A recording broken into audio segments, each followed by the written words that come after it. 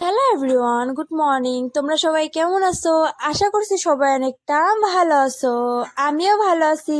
NJ lifestyle ব্লগে তোমাদের সবাইকে ওয়েলকাম। সকালে ঘুম থেকে উঠে দেখি অনেকটা কুয়াশা পড়েছে। দেখতে দেখতে প্রায় ঠান্ডা দিনে চলে আসলো কিন্তু।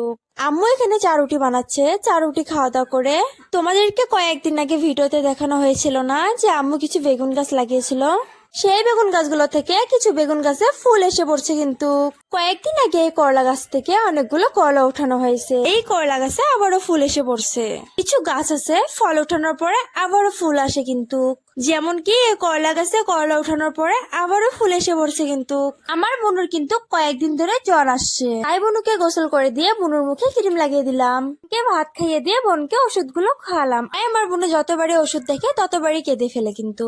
তারপর আম্মু ডেকে বলে যে ধনিয়া পাতাগুলো বেছে দে। আর আমি আম্মুর কথা মতো সমস্ত ধনিয়া পাতাগুলো বেছে দিলাম। আমাদের বাসায় কিন্তু টোটাল 10টি হাঁস ছিল, তার মধ্যে থেকে 4টি মারা গেছে আর 6টি আছে। এখানে একটা মুরগি ডিম দেওয়ার জন্য বসছে, আরো একটা মুরগি এখানে ডিমের মধ্যে তা দিচ্ছে।